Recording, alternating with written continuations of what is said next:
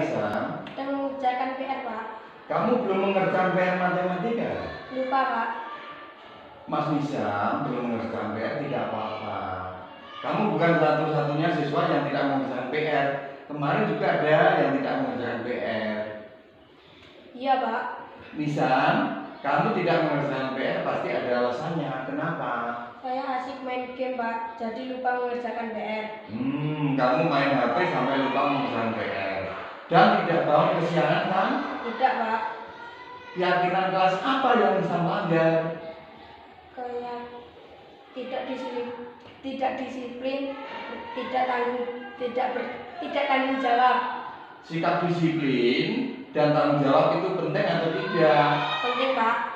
Kira-kira apa yang akan kamu lakukan untuk memperbaikinya? Disiplin, tepat waktu, dan tidak menunda-nunda untuk mengerjakan PR, Pak. Kira-kira akan menjadi apa ke depannya? Orang yang disiplin, tepat waktu, dan bertanggung jawab. Bagus. Kalau sudah tahu silakan duduk dan mengikuti pelajaran berikutnya. Terima kasih, Pak. Pagi Cinta. Pagi, Pak. Mbak Cinta, kenapa hari ini tidak membawa kaos olahraga? Apakah ketinggalan atau kamu taruh di tas? Tidak, Pak. Tidak pakai. Tidak, Pak. Kaos olahraga saya ketinggalan. Tidak apa-apa, setiap orang pasti pernah lupa dan melakukan kesalahan. Hari itu juga ada teman kamu yang tidak memakai kaos olahraga. Iya, Pak. Saya tadi lupa. Kamu melakukan kesalahan ini pasti ada alasannya. Saya bangun kesiangan, Pak, sehingga lupa kalau hari ini ada pelajaran olahraga. Sudah bagus, tidak terlambat sekolah. Tapi lupa membawa kaos olahraga. Iya, Pak. Mbak Cinta tidak membawa kaos olahraga. Apakah melanggar keyakinan kelas dan tata tertib? Tidak. Iya, Pak. Saya melanggar keyakinan kelas. Keyakinan kelas apa yang Mbak Cinta langgar? Tidak disiplin dan tidak tanggung jawab. Disiplin dan tanggung jawab itu penting atau tidak untuk kamu? Penting, Pak. Kira-kira tindakan apa yang akan Mbak Cinta lakukan ke depannya? Saya akan menyiapkan perlengkapan sekolah saya. Saya dulu akan memasang alarm. Agar tidak terlambat ya. Jika kamu mau memperbaikinya, kamu ingin menjadi orang seperti apa? Sekarang kamu ke lapangan ikut dengan teman-teman kamu berolahraga ya. Assalamualaikum warahmatullahi wabarakatuh. Perkenalkan, nama saya Cinta, kelas 5 SDN Wukersari. Saya tidak membawa kaos olahraga. Saya tidak dihukum dan dimarahi. Tetapi saya diajak Pak Agung memperbaiki kesalahan saya dengan disiplin dan tanggung jawab. Wassalamualaikum warahmatullahi wabarakatuh. Assalamualaikum warahmatullahi wabarakatuh. Perkenalkan, nama saya Nizam, kelas 5 SDN Wukersari. Saya tidak mengerjakan PR matematika. Saya tidak dihukum dan dimarahi, tetapi saya diajak Pak Agung memperbaiki kesalahan saya dengan disiplin tetap waktu dan bertanggung jawab. Wassalamualaikum warahmatullahi wabarakatuh.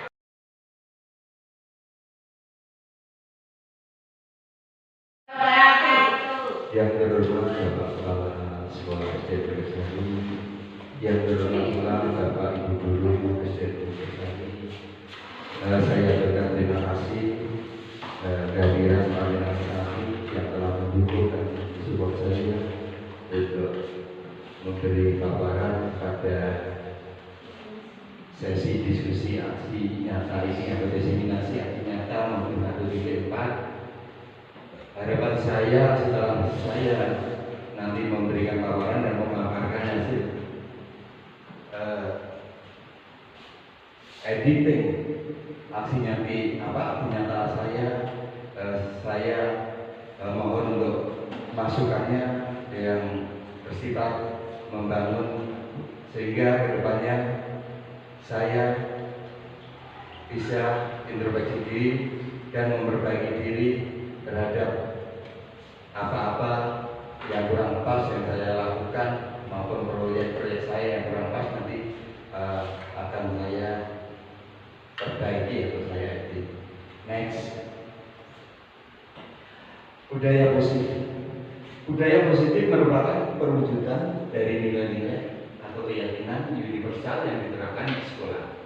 Budaya positif diyakini mampu menciptakan kolaborasi antar warga sekolah, juga orang tua, murid, dan jika terlaksana dengan baik akan memunculkan serta mengembangkan nilai-nilai positif yang dimiliki murid dan akan menciptakan pribadi-pribadi yang berkualitas dan berkarakter, baik sesuai dengan profil pelajar Pancasila. Next.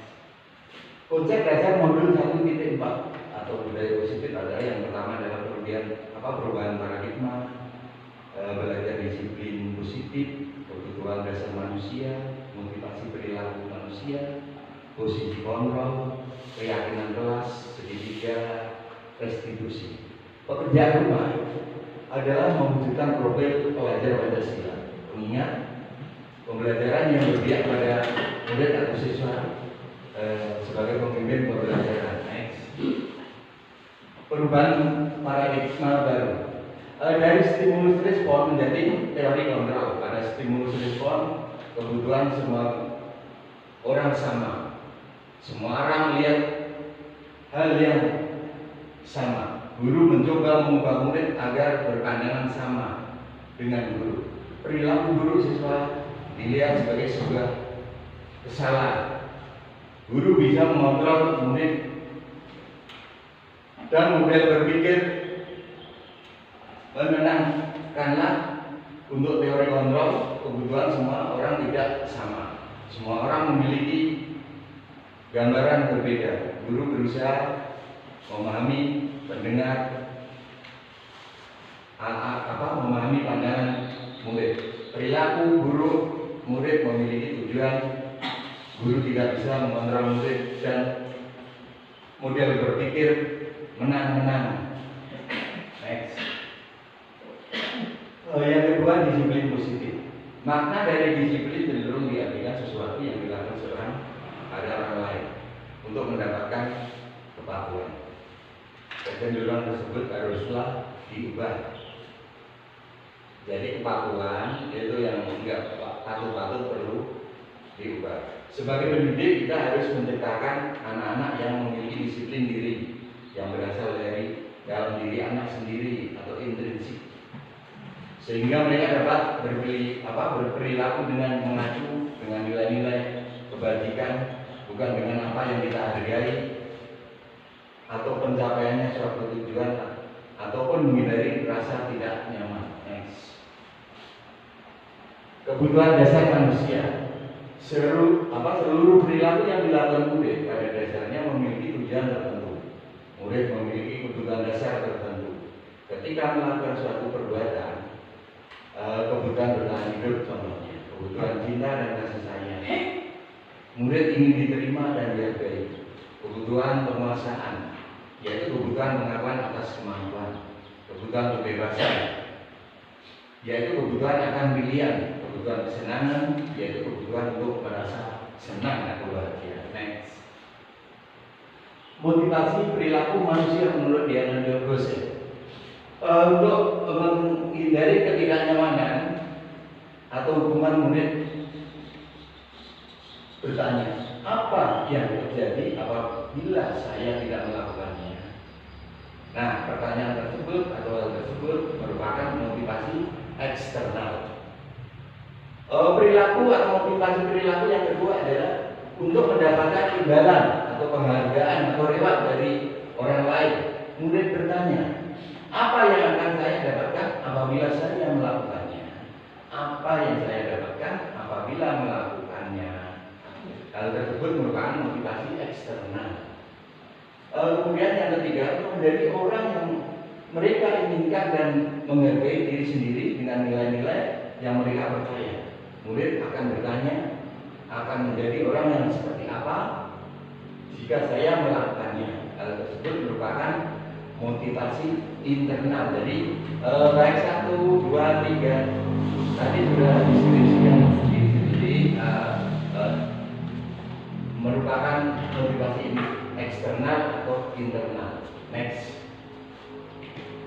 Motivasi dorongan yang timbul pada diri seseorang secara sadar atau tidak sadar untuk melakukan sesuatu tindakan untuk tujuan tertentu. Ini diambil dari kamus bahasa Indonesia. Motivasi eksternal adalah murid melakukan kedisiplinan dikarenakan takut.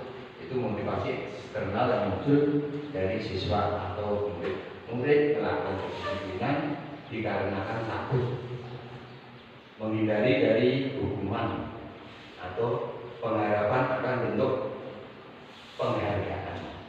Kemudian motivasi eksternal internal masih menurut kamus bahasa Indonesia. Murid melakukan kedisiplinan dikarenakan sadar akan nilai-nilai kebajikan dalam dirinya. Jadi motivasi internal dalam diri murid itu melakukan kedisiplinan dikarenakan sadar akan nilai-nilai kebajikan dalam dirinya, menghargai nilai kebajikan diri sendiri. Next. Konsep dari disiplin dengan pendekatan restitusi, yaitu sebuah cara menanamkan disiplin pada murid atau siswa. Next. Apa itu restitusi? Restitusi itu adalah proses menciptakan kondisi bagi murid untuk memperbaiki kesalahan. Jadi proses memperbaiki kesalahan dalam diri siswa atau murid itu adalah proses restitusi, Bapak Ibu. Kesalahan mereka itu direstitusi atau diperbagi sehingga mereka bisa kembali kepada kelompok mereka atau habitat mereka dengan karakter yang lebih kuat, itu menurut dosen. Next. Ciri-ciri restitusi yang pertama adalah menguatkan fokus pada solusi. Jadi restitusi itu intinya atau ciri yang pertama adalah menguatkan fokus pada solusi. Jadi dalam hal ini restitusi memberikan solusi yang terbaik atau menguatkan solusi-solusi yang terbaik sebagai pemecah masalah terhadap problem-problem yang dihadapi. Kemudian fokus pada karakter, bukan pada tindakan. Restitusi menekankan fokus pada karakter, bukan tindakan. Tentunya karakter yang positif atau yang baik, bukan karakter yang negatif yang muncul. Bukan menebus kesalahan, tapi belajar dari kesalahan. Restitusi bukan diartikan menebus kesalahan, tetapi restitusi merupakan belajar dari kesalahan. Jadi restitusi itu belajar dari kesalahan yang ada itu diperbaiki sehingga kedepannya tidak memunculkan kesalahan-kesalahan yang semacam yang dilakukan tersebut. Kemudian ciri berikutnya adalah mencari kebutuhan dasar yang mendasari tindakan. Nah, dicari kebutuhan dasar dari tindakan. Tindakan ini dicari kebutuhan dasarnya apa? Nah, itu dicari kebutuhan dasarnya untuk penyelesaian dari tindakan. Kemudian ciri yang berikutnya adalah tawaran, bukan paksaan memperbaiki. Jadi restitusi itu merupakan tawaran, bukan paksaan. Dalam melakukan restitusi itu bukan merupakan paksaan. Restitusi dilakukan karena tawaran untuk menuju ke arah yang lebih baik. Berikutnya hubungan menuntun untuk melihat ke dalam diri. Restitusi diartikan merupakan penuntun ke arah yang lebih baik dalam diri. Misalkan dalam diri kita ada perilaku atau hal-hal yang kurang baik, nah itu perlu restitusi atau dituntun sehingga nanti memunculkan perilaku atau karakter-karakter yang akan lebih baik. Next. perbedaan ya. Kasus murid datang terlambat di sekolah. Misalkan setiap kali kita melakukan pembelajaran itu pasti atau apa sebelum pembelajaran dimulai umumnya atau biasanya itu ada siswa yang datang terlambat ke sekolah. Nah, kasus semacam ini atau murid yang datang terlambat ke sekolah ini dikategorikan yang mana bisa hukuman, bisa konsekuensi atau restitusi. Kalau dikategorikan hukuman, murid disuruh berdiri di depan kelas, guru marah-marah, nah itu sebagai hukuman. Guru marah-marah ke murid disuruh menulis, saya tidak akan terlambat tapi sebanyak 100 kali. Umumnya yang kita jumpai adalah semacam itu. Kalau datang terlambat, siswa atau murid kita beri hukuman, bisa menulis 100 kali, saya tidak akan mengulangi perbuatan ini lagi. Hal semacam demikian perlu direstitusi dan jangan dibiasakan. Kemudian diberikan hukuman yang lain itu juga kurang baik. Yang jelas kalau restitusi itu bukan merupakan hukuman. Yang kedua, murid datang terlambat ke sekolah. Konsekuensinya, guru memberikan konsekuensi berada di dalam kelas selama jam istirahat. Nah, kalau datang terlambat sekolah, siswanya, muridnya, konsekuensinya diberi apa? Ya semacam hukuman. Tetapi cenderungnya ada konsekuensi untuk berada di dalam kelas selama jam istirahat. Jadi siswanya tidak ada jeda istirahatnya. Kasihan juga sih. Harusnya tidak demikian. Guru tegas dan murid menghormati peraturan, itu juga konsekuensi. Berikutnya restitusi. Guru menanyai keyakinan kelas yang telah disepakati guru dan siswa. Kesepakatan kelas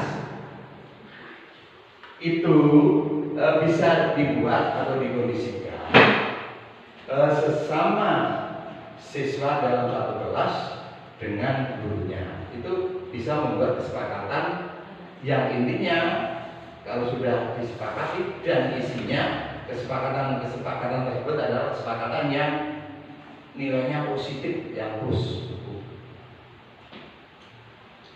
Murid terbuka dan menghormati dirinya atau orang lain. Murid selalu terbuka serta menghormati diri orang lain. Murid yang terlalu menutup diri, tidak terbuka, itu biasanya kalau punya masalah itu dipendam sendiri, itu jadinya efeknya dampaknya tidak baik. Murid selayaknya harus terbuka, tapi kebanyakan kalau murid punya masalah biasanya dipendam. Next, beda. Posisi kontrol guru, ini yang kelima. Guru sebagai penghukum, pembuat rasa bersalah. Dalam deskripsi slide di depan itu bisa Bapak Ibu persani, yaitu guru sebagai penghukum, guru pembuat rasa bersalah. Kemudian posisi kontrol berikutnya adalah guru sebagai teman. Seharusnya itu guru sebagai partner atau teman terhadap siswa. Kemudian yang ketiga, pemantau. Guru sebagai pemantau. Nah ini juga positif juga, guru sebagai pemantau ini juga bagus juga. Setidaknya dikolaborasikan antara teman dan pemantau ini juga lebih bagus ya. Kemudian guru sebagai manajer. Nah ketiga keempat posisi kontrol tersebut, kelima posisi kontrol tersebut. Ini alangkah baiknya jika posisi kontrol yang sebagai teman, pemantau dan manajer itu dikolaborasi atau diadopsi. Jadi tidak bisa berdiri sendiri ya. Ketiganya posisi kontrol tersebut tadi yang saya sampaikan tadi, setidaknya baiknya dikolaborasi untuk sisi baiknya. Next. Contoh penerapan 5 posisi kontrol. Kasus, ini ada kasus. Murid tidak memakai atribut lengkap saat upacara bendera. Penghukum, patuhi peraturan sekolah, berdiri di barisan lain. Nah, ada kasus murid tidak memakai atribut lengkap saat upacara bendera. Nah, ini diberi hukuman. Patuhi peraturan sekolah, berdiri di barisan lain. Nah, ini contoh penerapan 5 posisi kontrol, tetapi posisi kontrol yang penghukum. Ini kurang tepat kalau diterapkan. Terus kemudian pembuat rasa bersalah. Berapa kali ibu bilang sama kamu? Atau berapa kali bapak bilang sama kamu? Ibu kecewa sama kamu. Kalau bapak ya bapak kecewa sama kamu. Terus berikutnya posisi kontrol sebagai teman. Kamu lagi. Jangan gitu dong. Ayo gabung dengan yang lain untuk ibu. Nah, ini kita sebagai guru mengkondisikan kita sebagai teman dengan siswa. Ini juga bagus kalau kita terapkan. Kamu lagi, jangan gitu dong. Ayo gabung dengan yang lain untuk ada ibu. Ini lebih lunak ya, terhadap siswa. Kemudian pemantau, kamu sudah melanggar peraturan sekolah, kamu tahu konsekuensinya. Nanti saya cek kerjaan apa yang seharusnya kamu lakukan. Ini sebagai pemantau. Selanjutnya sebagai manajer, apakah kamu tahu kesalahan kamu? Apa kira-kira pendapatmu? Bagaimana cara memperbaiki kesalahan kamu? Itu dari kelima posisi kontrol dan penerapannya serta contoh-contohnya. Next. Berikutnya keyakinan kelas. Apakah keyakinan kelas itu? Keyakinan kelas adalah sesuatu yang diyakini bersama, yang berasal dari penyatuan pikiran. Jadi keyakinan kelas itu sesuatu yang diyakini bersama, yang berasal dari penyatuan pikiran untuk menjadi nilai-nilai kebaikan untuk diturunkan di kelas. Jadi keyakinan kelas itu merupakan suatu keyakinan, bisa juga kesepakatan dari setiap insan. Kalau di kelas ya setiap siswa dan elemennya bisa dengan guru ya. Itu kalau sudah disepakati ya diterapkan dalam kelasnya. Makanya di dalam kelas itu biasanya terpampang keyakinan kelas ya, yaitu contoh dari salah satu keyakinan kelas yang ditambah atau dipasang di dinding-dinding dalam kelas. Next. Proses pembuatan keyakinan kelas. Yang pertama adalah merumuskan peraturan kelas. Dalam merumuskan peraturan kelas, Bapak Ibu sekalian bisa membuat atau menyediakan kartu kontrol. Nah, kartu kontrol itu nanti bisa Bapak Ibu sekalian bagi-bagi untuk merumuskan peraturan kelas. Nanti kan setelah Bapak Ibu sediakan kartu kontrol yang nantinya akan ditempelkan di depan kelas sesuai kesepakatan, nanti kan pastinya siswa-siswa Bapak Ibu sekalian sangat antusias kalau perlu membuat kesepakatan kelas. Setelah kartu-kartu dibagi untuk merumuskan peraturan kelas, nanti siswa-siswa disarankan untuk menulis sekiranya keyakinan kelas apa atau aturan-aturan apa yang cocok untuk diterapkan dalam kelasnya, bukan aturan keyakinan kelas apa yang cocok untuk diterapkan di kelasnya. Kemudian kalau semua siswa sudah mengisi kartu kontrol itu nanti bisa ditempelkan pada media yang disediakan atau papan bot di depan kelas. Itu nanti siswa diminta untuk menempelkan hasil inspirasinya membuat keyakinan kelas ya, sesuai dengan keinginan dari masing-masing siswa atau murid. Deskripsi yang kedua itu ada siswa menempelkan keyakinan kelasnya setelah dituangkan dalam kartu kontrol. Kemudian penandatanganan keyakinan kelas. Setelah penempelan dari keyakinan kelas, semua siswa kan sudah dikondisikan untuk menempelkan hasil dari menuliskan keyakinan kelas berdasarkan keyakinan kelas dari masing-masing siswa. Setelah tertempel, kemudian dimintakan kesepakatan atau penandatanganan sesuai konsep atau BA kesepakatan yang disepakati. Next Wina. Keyakinan kelas 5. Nah, dalam hal ini saya membuat konsep tentang keyakinan kelas 5.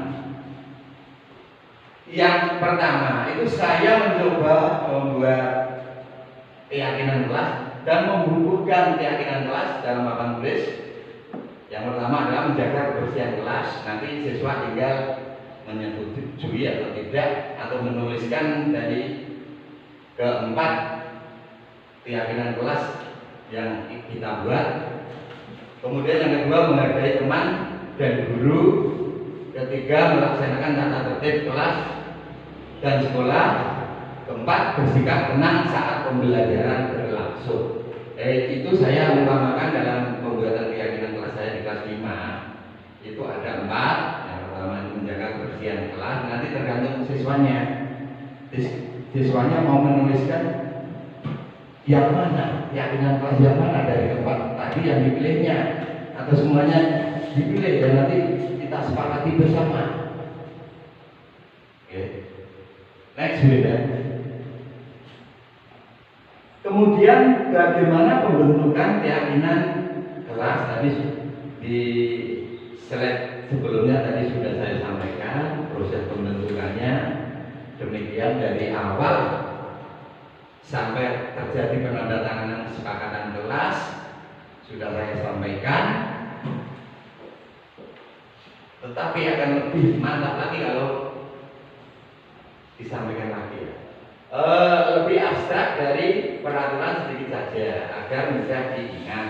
Jadi keyakinan kelas yang nantinya dibuat itu setidaknya lebih abstrak dari peraturan, lebih ringkas atau sedikit saja. Jadi tidak berdele-dele.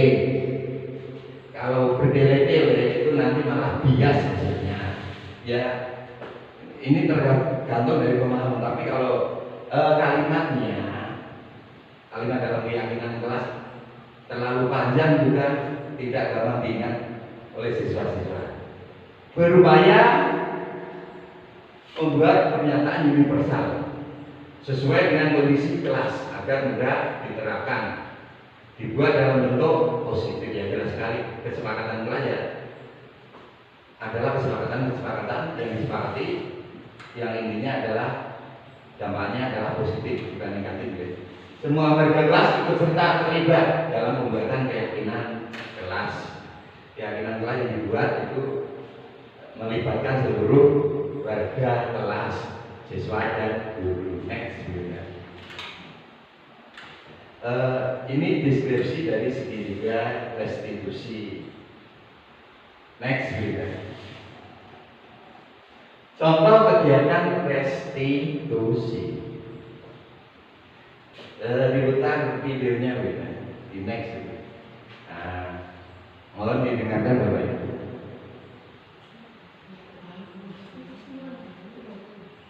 Diklik beda. Bisa diputar. Kamu belum pernah bayar asumsinya? Masih bisa.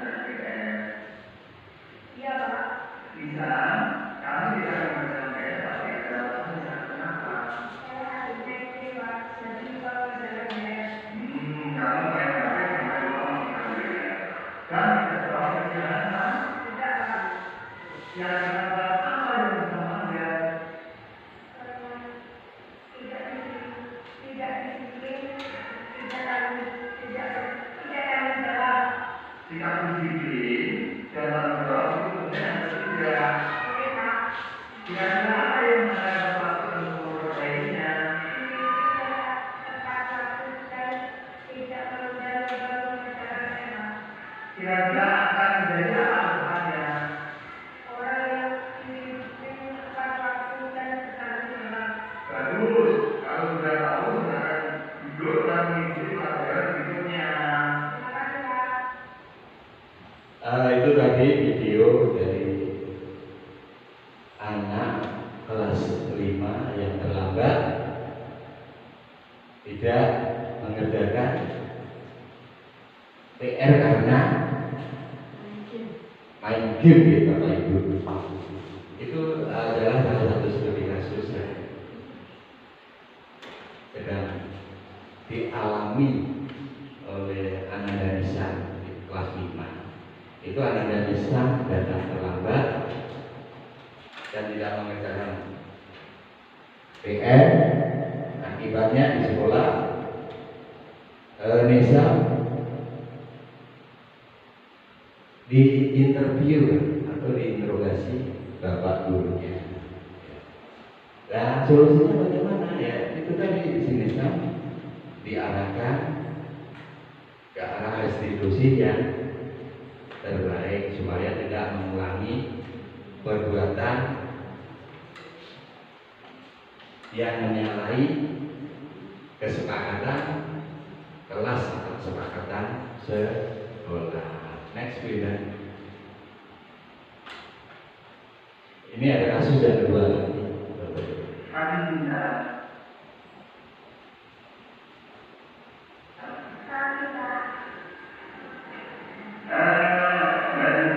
Kenapa hari ini tidak membawa sekolah dengan ketinggalan atau kamera besar?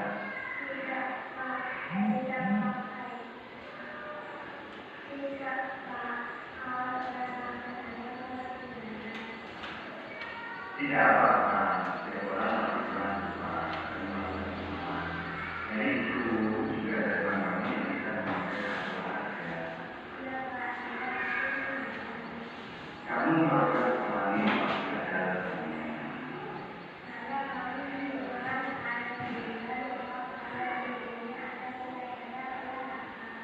Sudah bagus, tidak terlalu kesalahan. Tapi lupa membawa sekolah saja.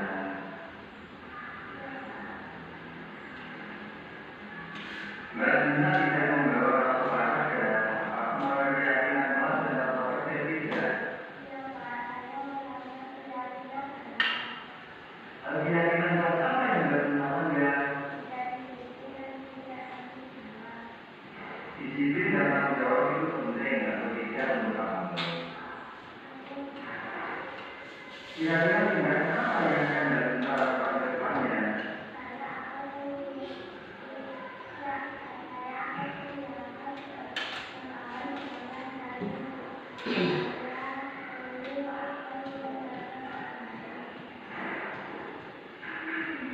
Agar tidak terlambat ya. Jika kamu memperbaikinya, kamu ingin menjadi orang seperti apa? Karena kamu kelaparan juga dengan teman-teman kamu berdoa saja ya.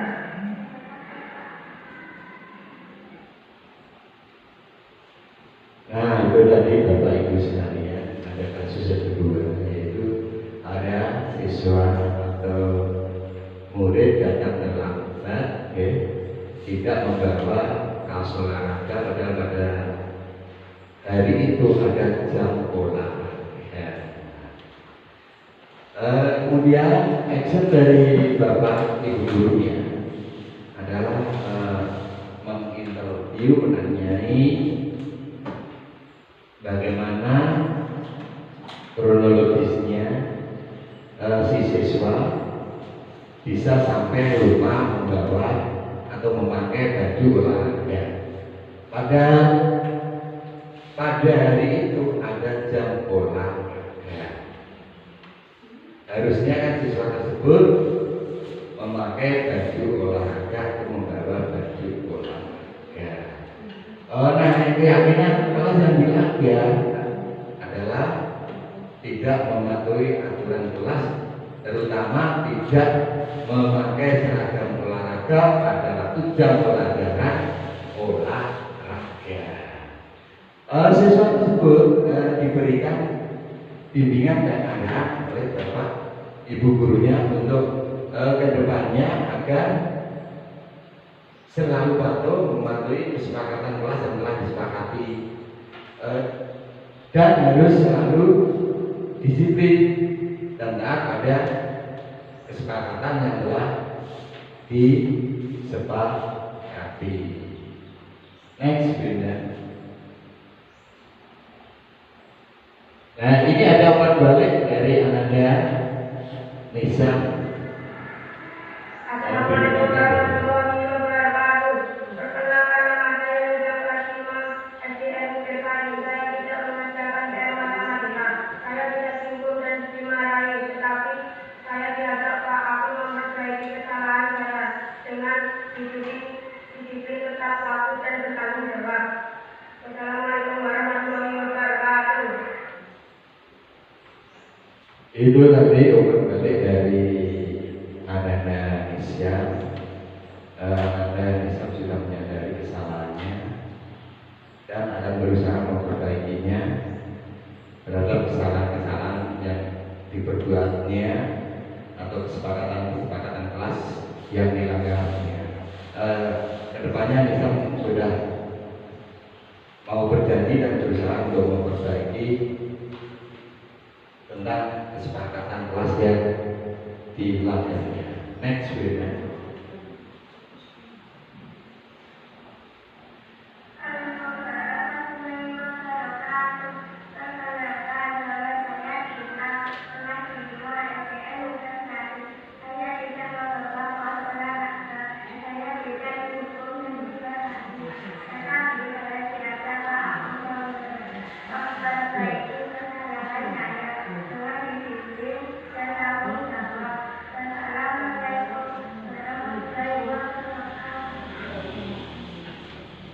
Itu tadi umpan balik dari Ananda Cynthia yang tidak memakai seragam olahraga. Ananda Cinta berusaha merubah mindsetnya kaitannya dengan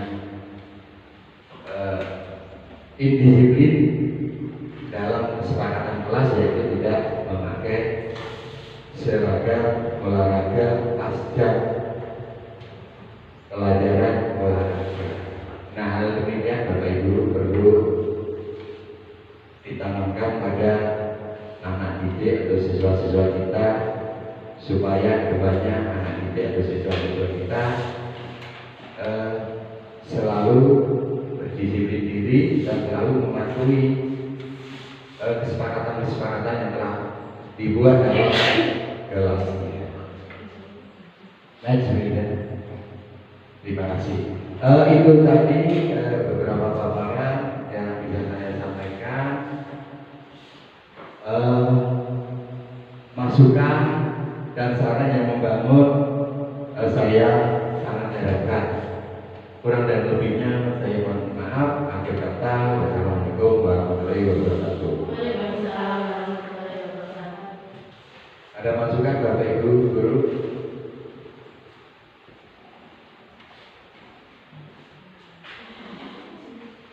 Gumut. Assalamualaikum warahmatullahi wabarakatuh. Waalaikumsalam warahmatullahi wabarakatuh.